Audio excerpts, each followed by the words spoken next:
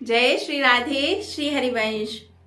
हमारे सनातन धर्म में बहुत तरीके के व्रत हैं, उपवास हैं। सोमवार का, मंगलवार का, वीरवार का, शनिवार का, सावन के, करवा चौथ, वट सावित्री और जाने कितने ही तरीके के व्रत और उपवास हमेशा ही साल भर चलते रहते हैं और सबकी महिमा भी बहुत है।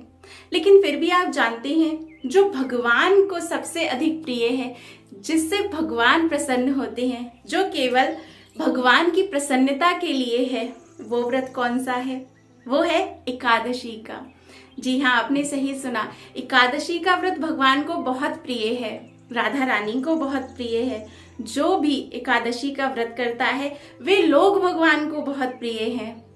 और एकादशी का व्रत जो भी करता है उसके जन्म जन्मांतरों के पाप नष्ट होते हैं और इसके साथ ही मरने के बाद वो वैकुंठ को जाता है। जी हाँ, सीधी लैंडिंग वैकुंठ में होती है जो भी एकादशी का व्रत करता है। अनंत महिमा है, कहीं नहीं जा सकती। आज भी हम जो एकादशी की जो कथा सुनेंगे वो है पुत्रदा एकादशी या पवित्रोपाना एकादशी के नाम से भी इसे जाना जाता है। अनंत महिमा है इसकी। तो चलिए शुरू करते हैं। एक बार की बात है, धर्मराज युधिष्ठिर भगवान कृष्ण से पूछते हैं कि हे प्रभु, हे जनार्दन, आपने मुझसे बड़ी सुंदर सुंदर एकादशियों का वर्णन किया है और मैं बहुत आनंदित हूँ उनको सुनकर। पर अब मैं आपसे शुक्ल पक्ष की जो सावन में जो एकादशी आती है उसकी महिमा को सुनना चाहता हूँ। कृपया करके उसके बारे में मुझे विस्तार से बताइए। तो भगवान जनार्दन प्रसन्न होते हुए बोले, यह एकादशी बड़ी महत्वपूर्ण है, बहुत फल देने वाली है, पापों का शमन करने वाली है और बाद में वैकुंठ की प्राप्ति करने वाली है। यहाँ तक ही नहीं, जो भी इस एकादशी की व्रत की सिर्फ कथा को सुनता है उसे भी वाजपेयी यज्ञ का फल प्राप्त होता है। तो तुम ध्यान से सुनो। द्वापर युग के प्रारंभ में महिष्मती नाम की एक नगरी थी जिसमें महिजीत नाम का राजा राज्य करता था। वह राजा बड़ा ही धर्मपरायण था, धर्म पर चलता था और अपनी प्रजा का पालन पुत्र के समान करता था। बड़ा ही प्रेम करता था और बड़े ही धर्म से चलता था। लेकिन उसके कोई संतान नहीं थी, जिसके कारण वह बड़ा ही दुखी रहा करता था। एक दिन उसने अपने राज्य के सभी मंत्रियों को बुलाया और उनसे चर्चा की। क्या कहा? वह बोला, आप सभी बहुत अच्छे से परिचित हैं। मैंने कभी किसी का अनिष्ट नहीं किया, कभी अधर्म आचरण नहीं किया, अपनी प्रजा का सदा ही पुत्र की भांति लालन पालन किया है, कभी निर्दोष को दंड नहीं दिया। फिर भी मेरे कोई पुत्र नहीं है। मैंने कभी भी अपने संबंधियों को भी अगर उनका दोष है तो उनका साथ नहीं दिया, बल्कि उन्हें दंड ही दिया है। और यहीं पर मैंने अपने दुश्मनों को भी गले लगाया है, उनका सम्मान किया है अगर वो धर्म का आचरण करते हैं। पर इतना सब करने के बाद भी मेरी ये गति, मेरे कोई पुत्र नहीं है, कोई संतान नहीं है। इसका क्या कारण है? आप सभी मुझे बताइए और मुझे क्या करना चाहिए। सभी मंत्रियों ने राजा की बात सुनी। सब जानते तो थे ही और दुखित भी थे, लेकिन उन्होंने राजा से कहा कि हम जरूर इसका पता लगाते हैं। इसी बात का पता लगाने के लिए वे सभी मंत्री जंगल में निकल गए और वहां पर साधु सन्यासियों के दर्शन करते हुए बस बढ़ते ही जा रहे थे। इस आश्रम से उस आश्रम बहुत दान धर्म करते हुए आगे बढ़ते गए, क्योंकि वे किसी ऐसे ऋषि मुनि की तलाश कर रहे थे जो भूत, भविष्य और वर्तमान तीनों कालों के ज्ञाता हो, ताकि वो उन्हें बता सके कि राजा के पुत्र क्यों नहीं हैं। विचरण करते करते वे आगे पहुंचे और वहां पर एक आश्रम में उन्होंने एक बड़े ही तेजस्वी ऋषि को बैठे हुए देखा। उनका तेज कहा नहीं जा सकता, बड़ा ही तेज था उनके चेहरे पर।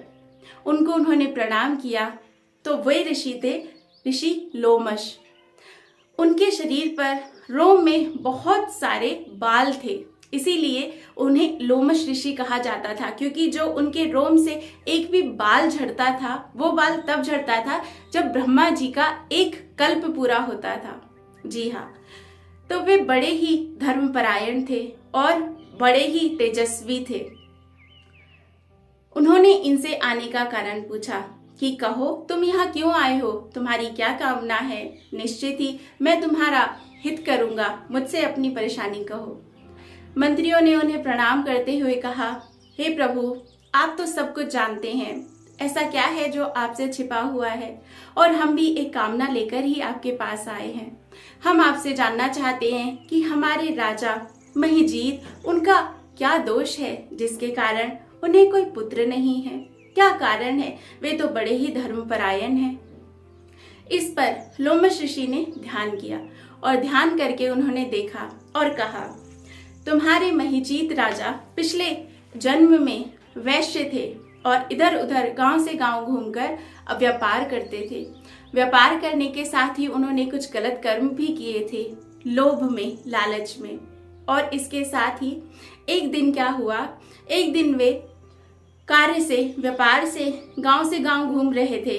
उन्हें कोई अन्न जल नहीं मिला। उस दिन एकादशी थी और ऐसे ही घूमते घूमते अगला दिन द्वादशी भी हो गई। द्वादशी के दिन उन्हें बड़ी प्यास लगी तो वे पानी की तलाश में एक सरोवर पर पहुंचे। जैसे ही वो वहां पानी पीने लगे, वहां पर एक गाय अपने बछड़े के साथ आ गई। वो भी पानी पीने लगी। बस उस समय उन्होंने क्या किया, उस गाय को वहां से भगा दिया। ये बहुत बड़ा उनसे अपराध बन गया और इसी अपराध के कारण आज उनकी संतान नहीं है। और क्योंकि अनजाने ही सही उन्होंने एकादशी का व्रत कर लिया था, इस कारण से वे इस जन्म में राजा हैं। यह सारी बात सुनकर मंत्रियों ने कहा, हे प्रभु, तो अगर उनसे अपराध हुआ है तो हमारे शास्त्रों में अपराधों का शमन करने के लिए भी बहुत से उपाय बताए गए हैं। कृपया करके आप ही मार्गदर्शन करिए। इस पर लोमश ऋषि बोले, हाँ, मैं बताता हूँ क्या करना है। श्रावण मास की शुक्ल पक्ष की एकादशी को पुत्रदा एकादशी कहते हैं। जिसके भी संतान नहीं हो उसे इस व्रत को करना चाहिए। आप सभी और पूरा उनका राज्य और राजा समेत सभी इस पुत्रदा एकादशी का पालन करिए और सभी उनको, अपने राजा को इसका फल दे दीजिए। इससे उन्हें अवश्य ही पुत्र रत्न की प्राप्ति होगी। तो बस सभी ने ऐसा ही किया। वापस नगर में जाकर राजा को सारा वृतांत बताया। राजा ने बड़े ही हर्षपूर्वक पूरी प्रजा के सहित इस पुत्रदा एकादशी का व्रत किया।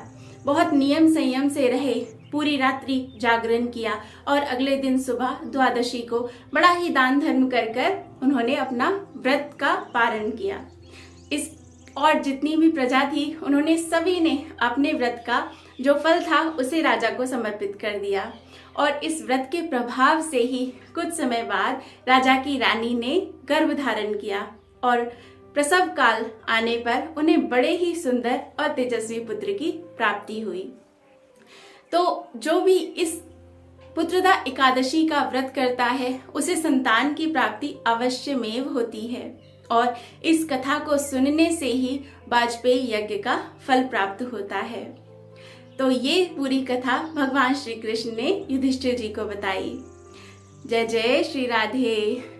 एकादशी का व्रत भगवान को प्रसन्न करता है तो एकादशी व्रत का पालन अवश्य करें। जय जय श्री राधे। श्री हरिवंश।